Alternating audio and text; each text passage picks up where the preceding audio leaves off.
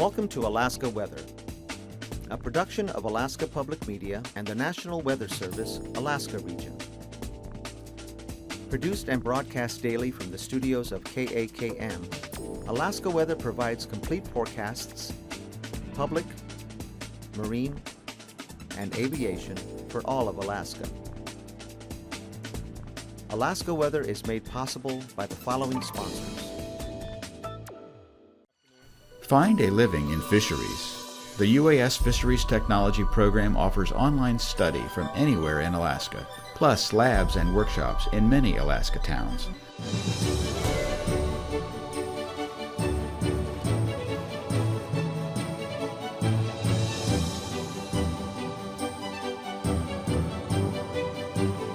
Is most likely a chum. Find your living without leaving where you are. Fisheries Technology from UAS.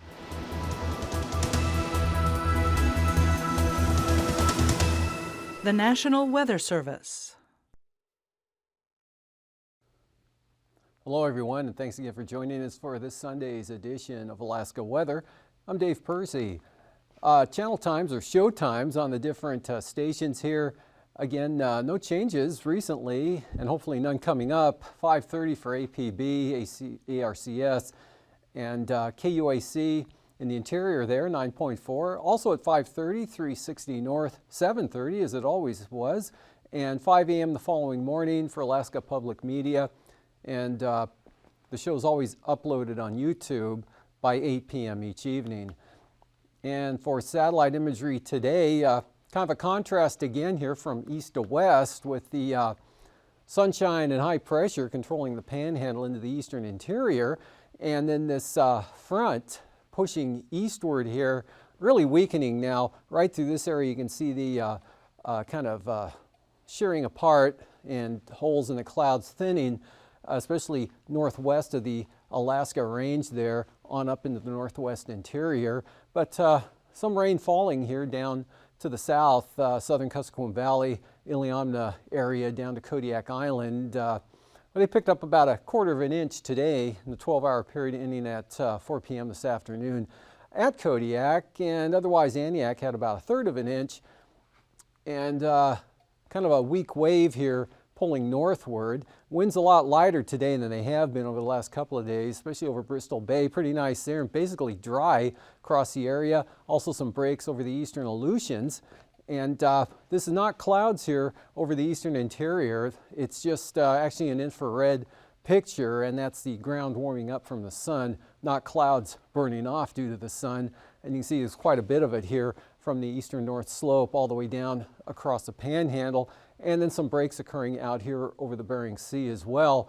And the next system right through here, bringing the gale force winds in today out west there with more rain, and then a break here from the central Aleutians all the way into Bristol Bay and into the southwest as this area of rain pushed northwestward there.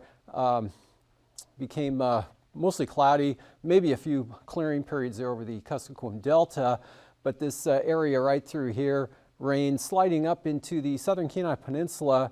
Homer picked up about 0.05 of an inch of rain, so it's pretty light, and again about 1/4 of an inch down at Kodiak, and generally west of the mountains there, just a few hundredths falling, but again Aniak had 1/3 of an inch, and then also some areas of light rain and showers up across the Seward Peninsula. North Arctic coast, not too bad today, a little gusty on the winds on the west side there, 15 to maybe 30 miles per hour, but generally fog free, but there were areas of IFR due to the low clouds under 1,000 feet there on the central and eastern coast. But again, good sunshine here, VFR right down into the Gulf of Alaska with light winds and across the panhandle as well. And looking at tonight, this area here is going to actually start pulling back to the west as this feature, that warm front, comes northward, and it actually enhances the precipitation here. So look for a more continuous, a little heavier rainfall to pull westward from Kodiak Island in across the Alaska Peninsula, Bristol Bay, and the southwest interior here, with a few showers to the north, and then the remnants of that front still could kick off a few isolated showers from the Nulato Hills there across the Seward Peninsula and on up toward the northwest coast. Otherwise, no change here for the Arctic coast. North slope, areas of fog, mainly on the east side there. High pressure over the interior areas eastward into Canada, keeping it fair and mostly cloud-free, all the way down again into Prince William Sound and on down the coast there into the Panhandle. The areas of showers and rain should end at Cook Inlet and get pushed westward again. Maybe a few scattered showers surviving the night there along the Alaska Range, but drying out, but staying mostly cloudy here for south central Alaska. Out in the west, there's that 965 millibar low moving to quite close to Adak and Atka by 4 a.m. tomorrow morning, and gale and storm force winds associated with that, with a widespread area of rain, just isolated showers here across the Pribilof Islands. And then for Monday, that low center tracks northwestward to about this position here. Quite a strong gradient in advance of the front with the high here over the Gulf of Alaska.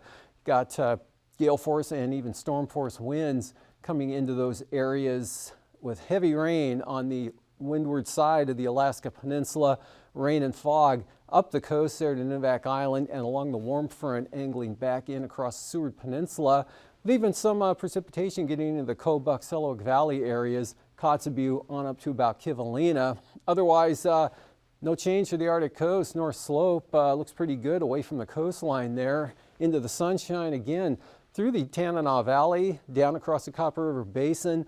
Still hang on to some clouds here over south central Alaska, but definitely dry with the rain on down to the south from Kodiak Island up possibly as far as Iliamna Lake, maybe Port Allsworth, and that's about it. Variable clouds, Prince William Sound, and another mostly sunny light wind day for the Panhandle. Could be some clouds out along the coast, or maybe some patchy clouds over the inside waters, but definitely going to be a dry day, non-precipitation producing clouds if they appear at all. And then the other low center down here to the south, got storm force northwesterlies coming in, wrapping in behind that, turning easterly here, kind of stretching out the gradient here, so the winds may not be as strong as what's forecast here for the eastern Aleutians.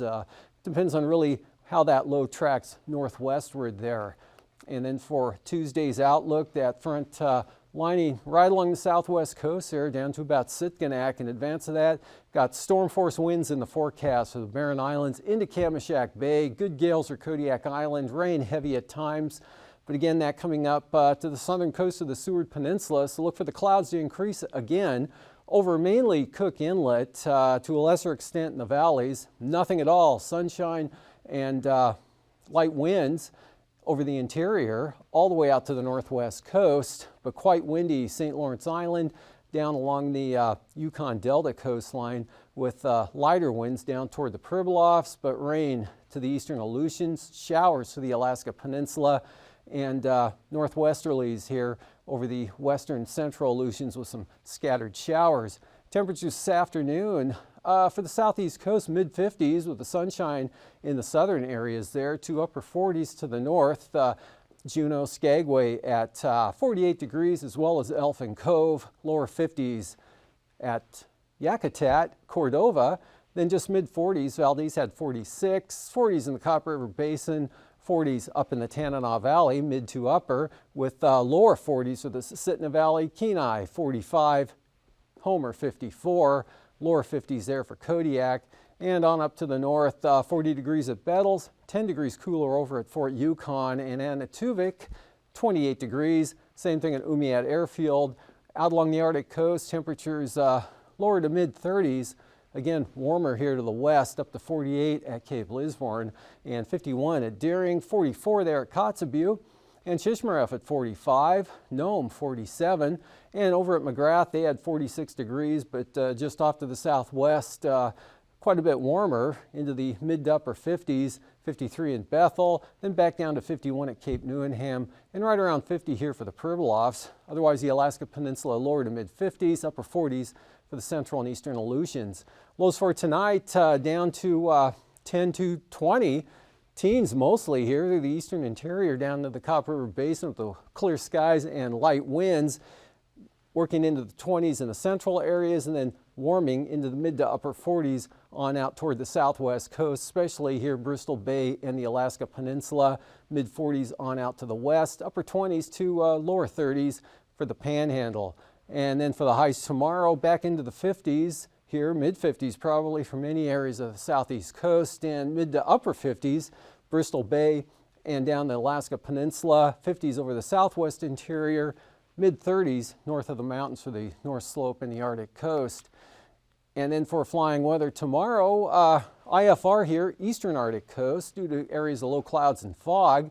Otherwise, VFR back to the west, a little bit of marginal VFR in the southern slopes of the western Brooks Range. Also some marginal VFR surviving the night here up against the Alaska Range and also back out here to the southwest. But VFR slot there from the eastern Aleutians up to Nunivak Island.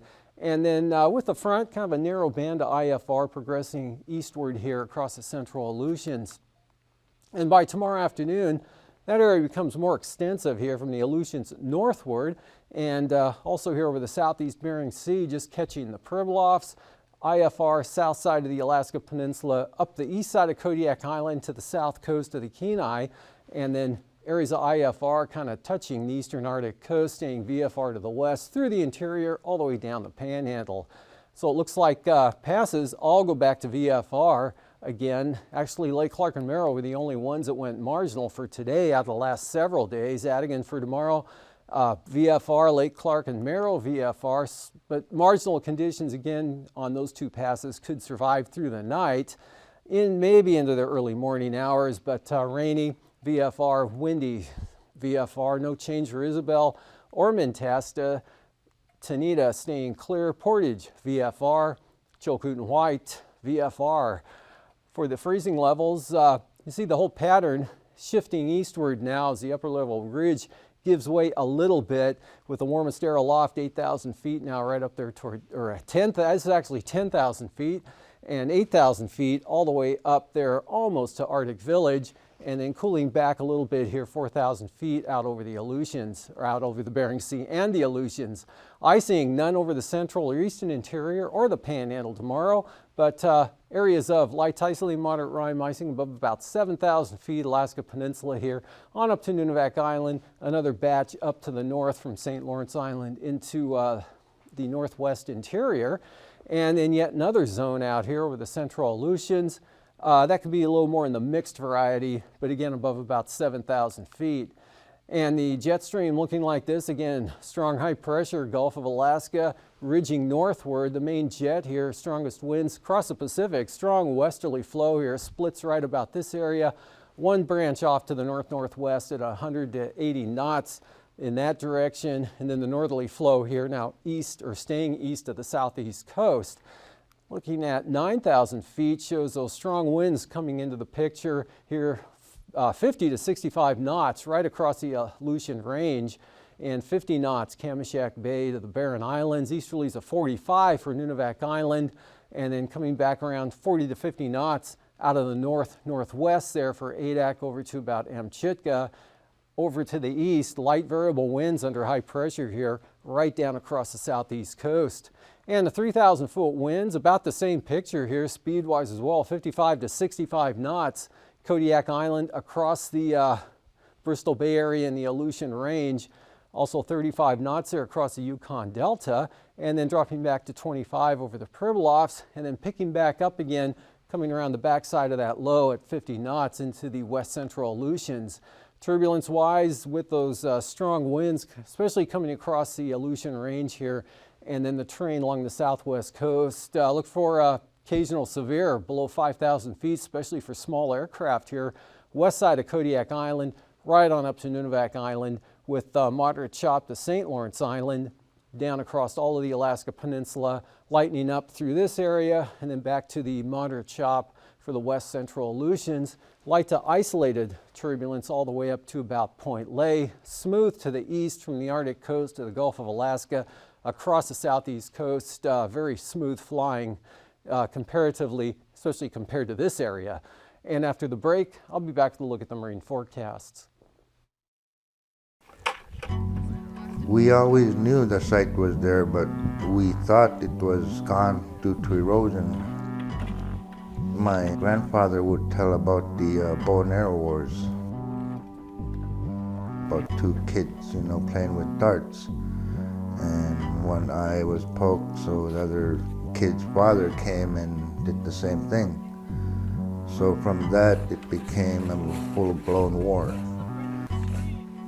To see this excavation bring that story alive is one of the most fascinating things I've seen. I mean, the stories we've heard and the evidence they're pulling out from Nunatak, it's no longer a legend, it's becoming a fact.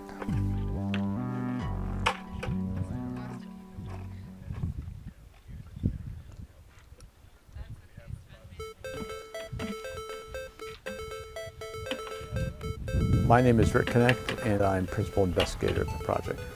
We have 11 PhDs. We use a lot of student volunteers. We work with professional conservators to make it all happen. We've got Dr. Paul Ledger, who's working on the history of climate here. Dr.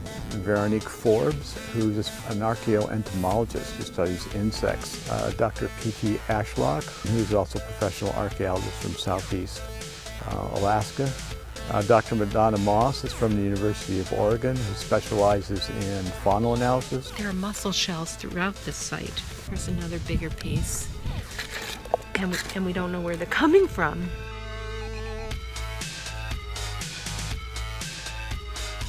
The Nunatak site was originally a village. Elders tell us that this site extended out about 200 feet. Since 2009, we've lost more than 30 feet on that piece of shoreline. And our 2009 and 2010 excavation blocks are completely gone already. It's very much a race against time.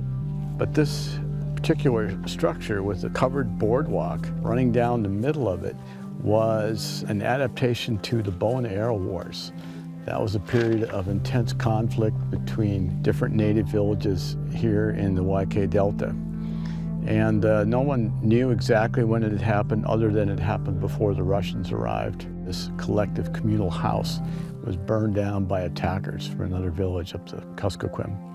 We think it happened about 1640 based on carbon dates of the charred grass and so on the floor. We've been excavating Nunatak for about 6 years now. I sent Rick a few pictures of artifacts I had from the locals. He came right over. He didn't even unpack. He went down the beach and they started walking and they started finding artifacts. Those first group was a tough bunch. There's these 3 students and a professor that come down and start looking for artifacts. Wind, rain, shine, they do it. My mind was saying, man, these guys are crazy. But they're trying to beat the erosions.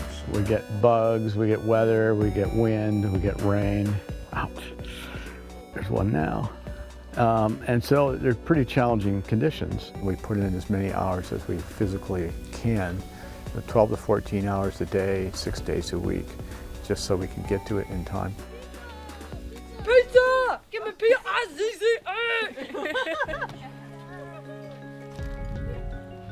Rick's just great. He doesn't stop. He's a perfect person for this site.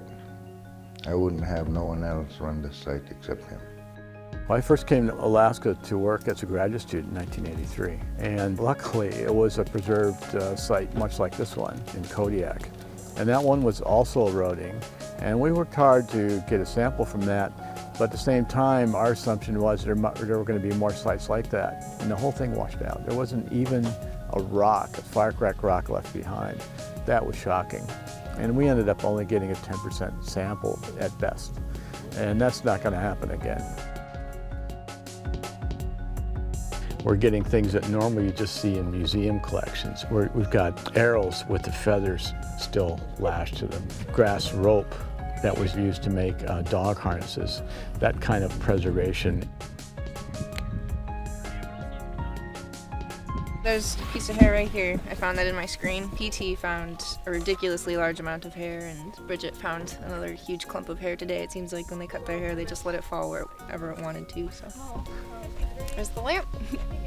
The hair is kind of sticking out right there.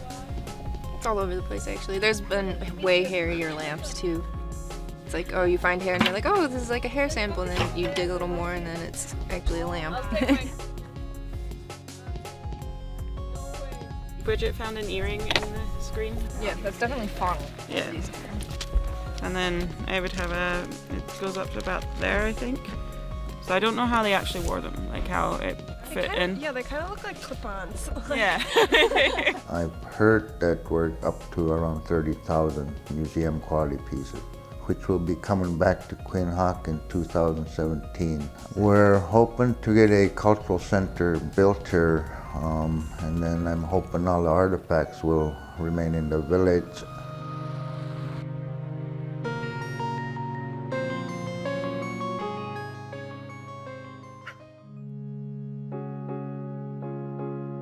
We estimate the site might have 5 to 10 years left maximum. It could be lost in one big winter storm.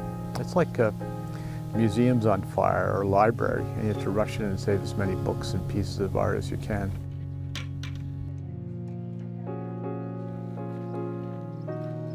And we're seeing things that people remember from their childhoods. Elders have a chance to reacquaint themselves and their children with tangible remains of their heritage. Yeah, this project's been great. I'm just honored to be part of it, a small part of it.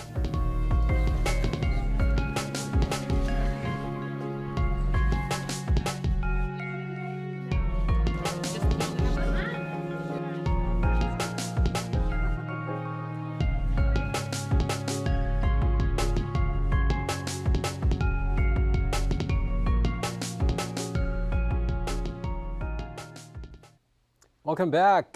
Pretty light winds here out along the outer coast, northwest to northeast at about 10, and seas there just 5 to 6 feet. Light variable winds over the inside waters to north at 10 for Lynn Canal. And looking at Tuesday, pick up in the winds here, small craft advisories, southeast 25 on the south coast there with 8-foot seas. Then we've got a zone here, 10-foot seas with easterlies at 25. And dropping back to about 20 knots there up to the north. Light variable winds, Lynn Canal and Glacier Bay to southeast at 10 for Stevens Passage, picking up to about 20 knots there for Clarence Strait. And for Prince William Sound, one more day for the light variable winds there. Easterlies now starting to pick up along the North Gulf Coast to 25 knots on the west side. And then small craft advisories become full gales there along the east coast of Kodiak Island. Gales, Shelikof Strait up into Kamishak Bay. And for Tuesday, now the gales advance up into southern Cook Inlet with small craft advisories for northern Cook Inlet. Northeast 15 for Bristol Bay. Easterlies 30 to 35 knots from the North Gulf Coast. We've got storms out. East 50 knots for the Barrens right into Kamishak Bay and Augustine Island. Northeast 45 for Shelikof Strait. Southeast 40 for Kodiak. And for Bristol Bay, east at 50 knots tomorrow. That's good for a storm warning. Same thing here from Castle Cape to Sitkinak, southeast 50 knots. And good gales here coming across the Alaska Peninsula from the east-southeast with seas 18 to 20 feet here on the Pacific side. And then for Tuesday, winds come down. Still looking at gales though for Bristol Bay, east 35 knots, southeasterlies at 30, Sitkinak to Cape Sarachev, and 30-knot easterlies on the Bering Sea side. And gales out for the eastern Aleutians tomorrow. East-southeast 35 to 40 knots, and we've got storms here west of Nikolsky, but east of Atka. And then we go into the gales here with northeast winds on the north side, west 45 on the south side. And that's all kind of in a transition throughout the day to these values by tomorrow afternoon. And then some strong northwesterlies wrapping in back behind 50 knots, falling back to gales toward Shimia.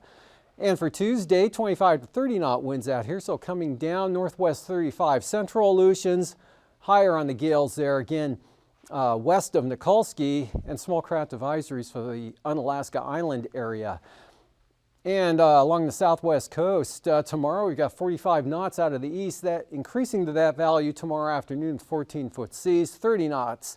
The Pribilofs, 25 to 30 knots here the northern Bering Sea area right up to St. Lawrence Island. And for Tuesday, gales all along the southwest coast and 30-knot easterlies for the Pribilofs, and that pattern extends right up to St. Matthew Island and also for St. Lawrence Island with 11 to 13-foot seas.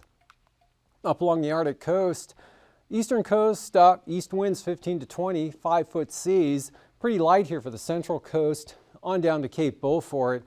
And then from Cape Beaufort to the Strait, you've got southeasterlies at 25 knots with 6 to 7-foot seas. For Tuesday, those become more easterly and lighter, 15 to 20 knots. Small craft advisories for the western coast, about 20 knots on the central coast there. Then they pick back up again, 25 to 30 knots over toward Demarcation Point with those seas running 7 to 8 feet. And for tonight again, the front pulling back westward now as it comes under the influence of this low pulling northward, and that's actually going to enhance the precipitation and pull it again from Cook Inlet, southern Cook Inlet and Kodiak into Bristol Bay as far north as the southern Kuskokwim Valley. Just some scattered showers with the remnants of that front, fair over the eastern interior on down the Panhandle. Storm coming in again with the gale and storm force winds into the central Aleutians, which tomorrow kind of slips this way a little bit, and that allows those storm force northwesterlies to come in behind. That original low pulls up to this position. Very strong gradient in advance of the frontal system there. Again, the full gales and storms out through this area. Rain heavy at times on the windward side of the peninsula. Rain along the warm front into the northwest interior. Sunshine to the east on down the southeast coast. And then for Tuesday, again, mostly sunny for the Panhandle. Could be a few clouds around, but generally fair. Again, much of the interior, this front, strong winds, rain heavy at times for Kodiak, up into the southwest interior. Well, thanks for joining us. These forecasts are to be used for planning purposes only. Call 1-800-WX-BRIEF for a formal pre-flight briefing. Always file a flight plan before you go flying. The U.S. Coast Guard Auxiliary urges you to leave a float plan with a friend or the harbor master before you go boating. Alaska Weather is made possible by the following sponsors.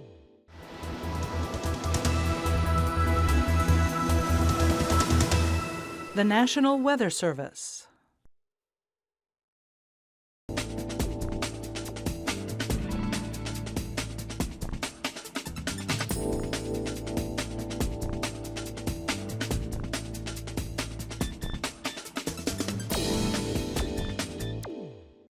My job is to find a way to say something really essential so that you come out of your car or you take out your earphones and you know a little bit more about what's happening around you. Welcome to Alaska Edition. I'm your host, Zachariah Hughes. My favorite part of my job is seeing these new things and getting to spend a big chunk of time pulling in numbers and a bunch of sound from different places and making a mess.